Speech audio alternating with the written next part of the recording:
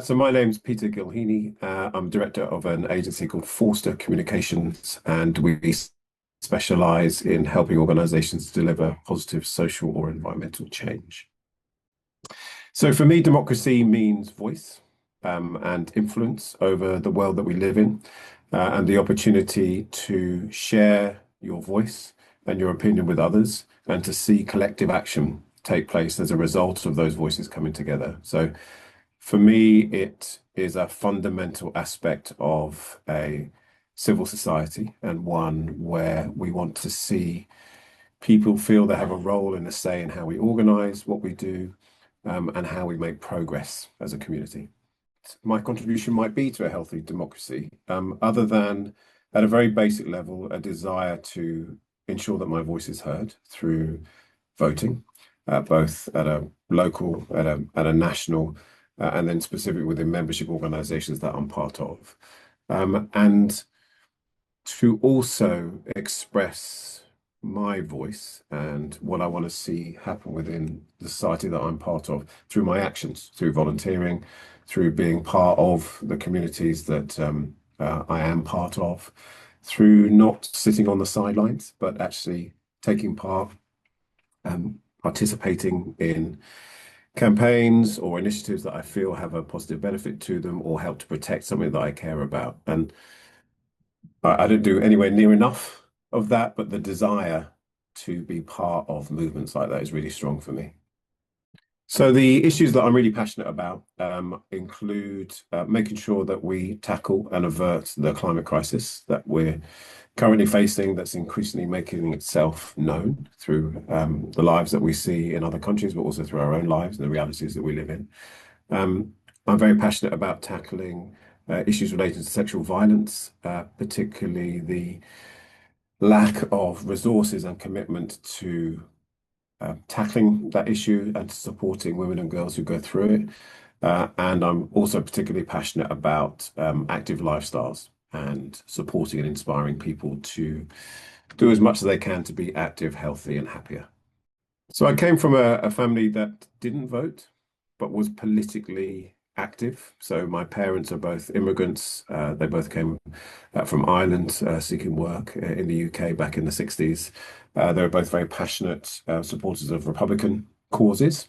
For whatever reason, they never engaged with the formal voting process in the UK, or I didn't think that they did. I found out later on that actually they did vote, but didn't talk about it at home.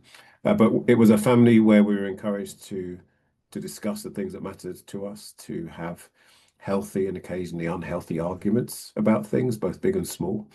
And it instilled in me the importance of getting involved, talking about things, engaging with people on subjects, and not looking necessarily for agreement, but wanting to find common ground.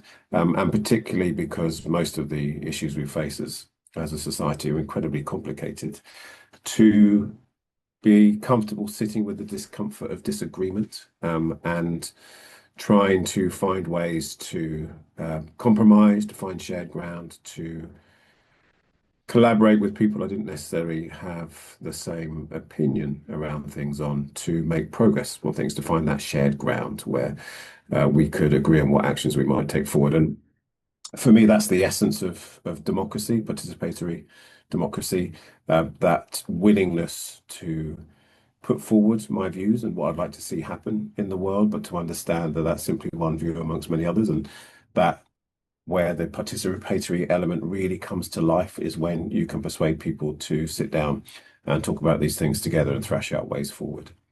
My family were a big inspiration just because they were passionate about lots of different things, most of which, including with my brother and sister, I don't necessarily agree on. But the important thing was not to leave these things unspoken. I think the areas that I worry about with our democracy are the absolute chasm of trust that's opened up between communities, between institutions that are there to support those communities, between different aspects of communities where differences increasingly feel slightly intractable, that there are issues on which people simply cannot engage with each other around. I think a lot of that goes back to a sort of apathy driven by cynicism in a lot of people's views that politics and democracy doesn't lead to positive change, that politicians are in it for themselves, for example. It's about feathering your own nests. And I see that sort of cynicism as really poisonous and that it breeds both apathy and a glibness about whether we can, as individuals or even collectively, make a difference to the world that we're in, but also a desire to grasp for simplistic solutions to incredibly complicated problems. And that the seduction of the sort of strong leader or the populist approach of saying these are the people who are to blame for all of those ills, knowing full well that that's a completely reductive and negative and sort of vampiric way of deciding on how we make progress. And I think that biggest danger is that lack of belief that things can change. I think certainly since the sort of 2008 crash, people haven't seen their lives improve materially. They haven't seen the progress that maybe pre-2008 many people got used to. From the sort of early 90s through to that crash, we saw consistent rise in living standards. We saw an increase in levels of health and well-being. We saw an increase in life expectancy. In the last 15 years, those things have either stalled or gone backwards. And so I think they are partly why we've lost the link between vision and democracy and political activity and the aims and objectives and actions of government and progress. And that, for me, that broken link is it's imperative that we do everything we can to try and repair that link. So I think my dreams for a healthy democracy in the future is to see an increase in involvement at a broad level through the existing mechanisms that we have, such as voting, for example, and to see an increase in the depth of involvement, particularly through people playing a role in their local civil society, in the communities that they're part of, in wanting to share their voice and opinions on how you can make things better, and rolling up their sleeves and getting involved in how you make things better. For me, I would love to see a future where there is a much stronger bond between the idea of having your say and using your franchise and actively getting involved and doing something about the issues that people care about. And that goes beyond democracy. I think that goes into representation and involvement. And for me, those are almost the core foundations of a healthier civil society and a healthier democracy for us, because simply voting on its own, well, it's a positive step. I think we can just achieve so much more by recognizing the role, agency, and power that we mostly have in our own lives to make a difference. I can see some green shoots around a desire to rebuild faith and trust in our democratic processes, primarily through people wanting to take action through volunteering. We saw quite a lot through the work that I do, people responding through some of the mutual aid initiatives that took place during COVID, and the continuation of those and the flourishing of some elements of civil participation as a result of that existential threat that we had as a result of COVID. I'm really hoping that we don't need another existential threat to drive more of us to see the value of getting involved and taking part. And the opportunity, I think, at the moment is people want hope.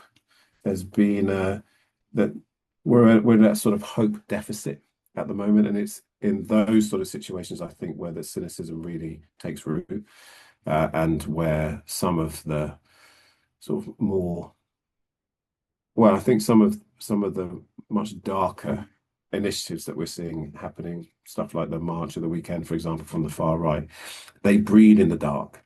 And I think hope is our way of bringing a bit of light into that situation and supporting as many people as possible to recognize that getting involved doesn't have to be just a cry in the dark. It's not about protest. It's not about saying everything's terrible. And that's why I've decided I'm going to support a cause that is negative, or is driven by bad faith, opposition to certain groups, and recognize that no, I want to see things get better, and that I believe and have hope that things can get better, if we work together to make that change. And I think at the moment there is an opportunity for the organizations who care about democracy, but also those who care about us making progress on some of the bigger issues, to try and instill that hope in a broader section of people. I'm an eternal optimist, and I, when I look out the window or I read the media or I talk to friends and family about the uncertainty and some of the concerns that surround us, my first thought, because I'm a relatively shallow person, is actually I'm sure we can dig our way out of this. And I think that optimism, so beyond hope, but the belief that we can make things better through our own efforts, is the currency that we should be building up our reserves in to allow us to get over what I think at the moment feels like a real wall to scale. That the problems look so large, that they feel like they're outside of our ability to tackle. Um, I have a fundamental belief that that is not the case, because we have confronted and dealt with crises and issues and problems of similar scales in the past. And as far as I can see from my perspective, that's come from enough people deciding that they can do something about it.